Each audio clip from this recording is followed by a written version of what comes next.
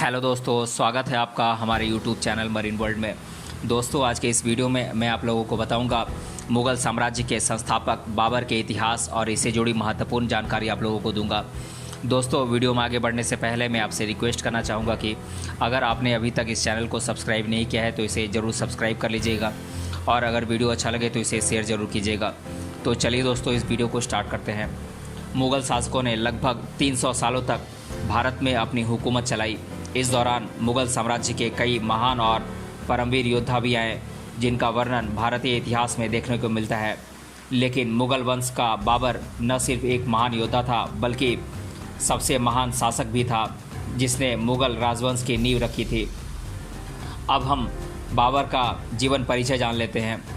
इसका पूरा नाम था जहीरुद्दीन मोहम्मद बाबर और इसका जन्म हुआ था 14 फरवरी 1483 को अदिनजान उज़्बेकिस्तान में और इसकी माता का नाम था कुतलुग निखार खानुम और इनके पिता का नाम था उमर शेख मिर्ज़ा और जो कि फरगना के शेख थे।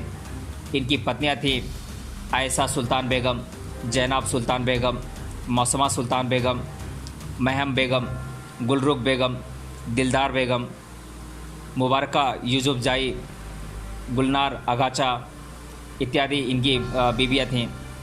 बाबर की संतानें थीं हुमायूं, कामरान मिर्ज़ा, अस्करी मिर्ज़ा, हिंदल मिर्ज़ा, फ़खरुन्निसा, गुलरंग बेगम, गुलबदन बेगम, गुलचेहरा बेगम, अल्तुन बिसिक इत्यादि बाबर की संतानें थीं।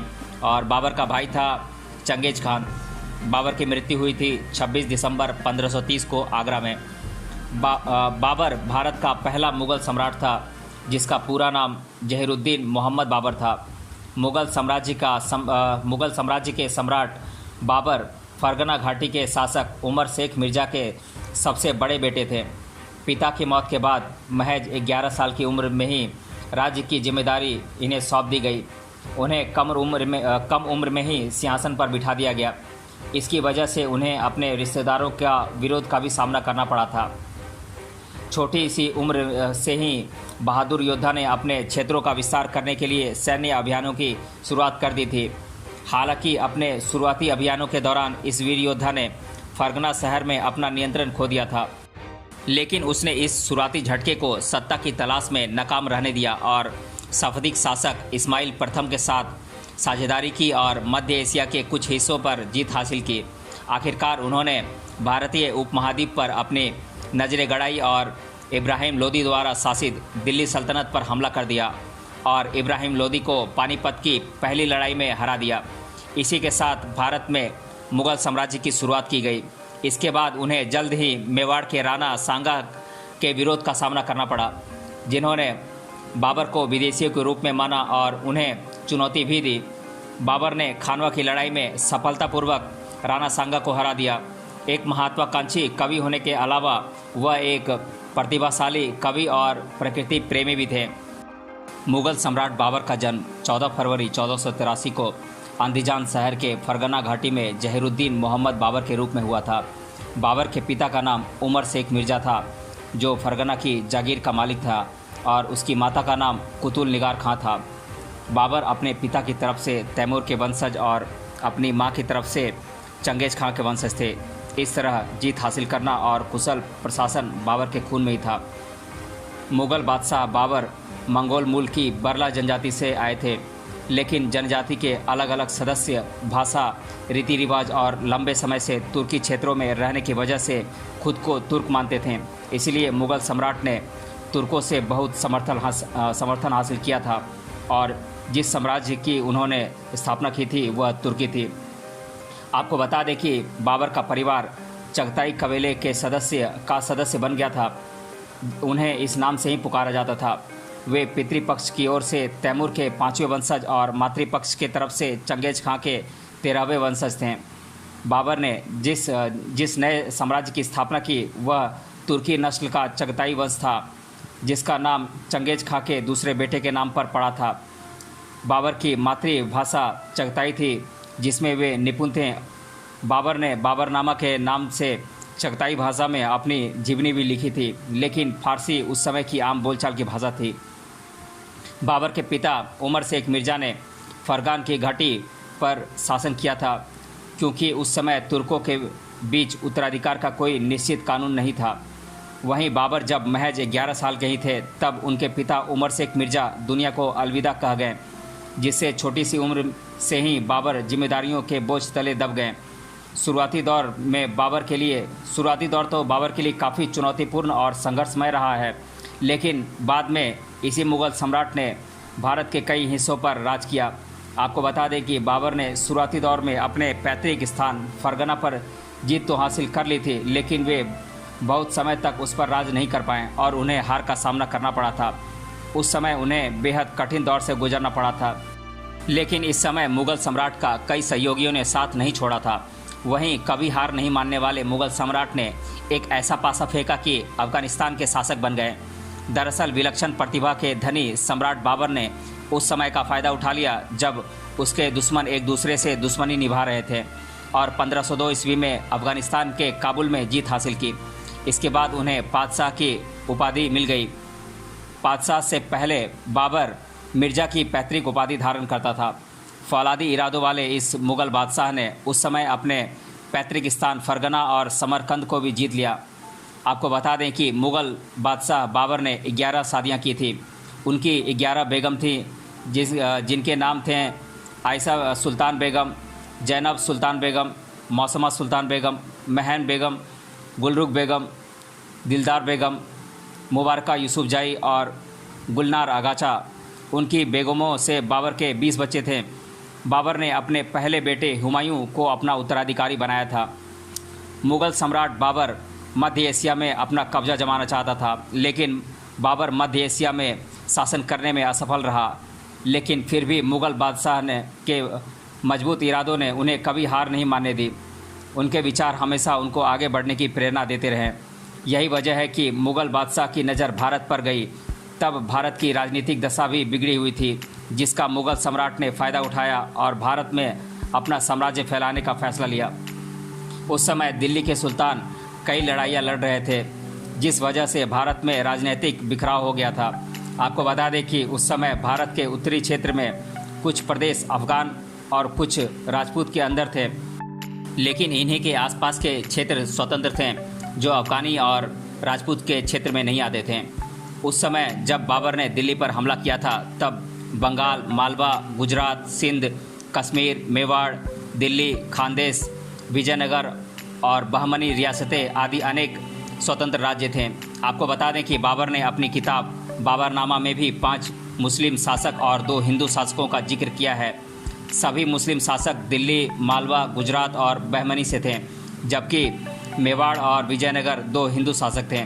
इसके साथ ही मुग़ल बादशाह बाबर ने अपनी आत्मकथा बाबरनामा में विजयनगर के तत्कालीन शासक कृष्णदेव राय को समकालीन भारत का सबसे ज़्यादा बुद्धिमान और शक्तिशाली सम्राट कहा है। जब मुग़ल बादशाह ने दिल्ली पर आक्रमण किया था तब दिल्ली का सुल्तान इब्राहिम लोदी था, लेकिन वो दिल्ली की सल्तनत पर शासन करने में सक्षम नहीं था। यहाँ तक कि पंजाब के सूबेदार दौलत खां को भी इब्राहिम लोदी का काम रास नहीं आ रहा था। उस समय इब्राहिम लोदी के चाचा आलम खान दिल्ली की सल्तनत के लिए एक मुख्य दावेदार थे और वे बाबर की बहादुरी और उसके कुशल शासन की दक्षता से बेहद प्रभावित थे। इसीलिए दौलत खान लोदी और इब्राहिम के चाचा आलम खान लोदी ने मुग़ल सम्राट बाबर को भारत आने का न्योता भेजा था। वहीं ये न्योता बाबर ने खुशी से स्वीकार किया, क्योंकि बाबर की दिल्ली की सल्तनत पर पहले से ही नज़र थी और उसने इस न्योते को अपना फ़ायदा समझा और मुग़ल साम्राज्य का विस्तार भारत में करने के लिए दिल्ली चला गया। आपको बता दें कि बाबर ने भारत पर पहला आक्रमण 1519 ईस्वी में बाजौर पर किया था और उसी आक्रमण में ही उसने भेरा के किले को भी जीता। बाबरनामा में मुग़ल बादशाह बाबर ने भेरा के किले की जीत का उल्लेख किया है। वहीं इस लड़ाई में बहादुर शासक बाबर ने सबसे पहले बारूद और तोपखाने का भी इस्तेमाल किया था। मुग़ल बादशाह बाबर पानीपत की लड़ाई में विजय हासिल करने से पहले भारत पर 4 बार आक्रमण कर चुका था और पानीपत की लड़ाई उसकी भारत में 5वीं लड़ाई थी, जिसमें उसने जीत हासिल की थी और अपने साम्राज्य को आगे बढ़ाया था। पानीपत की पहली लड़ाई बाबर की सबसे बड़ी लड़ाई थी। यह लड़ाई अप्रैल 1526 में शुरू की गई थी, जब बाबर की सेना ने उत्तर भारत में लोदी साम्राज्य पर हमला किया था। आपको बता दें कि इस लड़ाई के लिए इब्राहिम लोदी के चाचा आलम खान लोदी और पंजाब के सूबेदार ने बाबर को पानीपत की लड़ाई के लिए न्योता भेजा था। वहीं कुशल शासक बाबर ने इस लड़ाई में लड़ने से पहले इसकी 4 बार जांच की थी। वहीं इस दौरान अफ़गानिस्तान के लोगों ने भी बाबर को भारत पर आक्रमण करने का न्योता दिया था। यही नहीं, मेवाड़ के राजा राणा संग्राम सिंह ने भी बाबर को इब्राहिम लोदी के खिलाफ लड़ाई लड़ने के लिए कहा था, क्योंकि इब्राहिम लोदी से राणा संग्राम सिंह की पुरानी रंजिश थी और वे अपने इस रंजिश का बदला लेना चाहते थे। जिसके बाद बाबर ने पानीपत की लड़ाई लड़ने का फैसला लिया। यह मुग़ल बादशाह द्वारा लड़ी सबसे पुरानी लड़ाई थी और सबसे बड़ी लड़ाई भी थी, जिसमें गन पाउडर, आग्नेयास्त्रों और तोपखाने का भी इस्तेमाल किया गया था।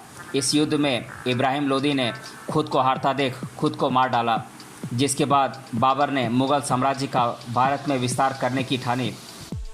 पानीपत की लड़ाई में जीत मुग़ल सम्राट की पहली जीत थी। इस जीत से उन्होंने भारत में मुग़ल साम्राज्य की शक्ति का प्रदर्शन किया था और ये मुग़लों की भारतीय इतिहास में सबसे बड़ी जीत भी थी। अब हम राणा सांगा और बाबर के बीच लड़े गए खानवा की लड़ाई के बारे में जान लेते हैं। खानवा की लड़ाई भी मुग़ल सम्राट बाबर द्वारा लड़ी गई लड़ाइयों में से प्रमुख लड़ाई थी। बाबर ने खानवा के गांव के पास यह लड़ाई लड़ी थी।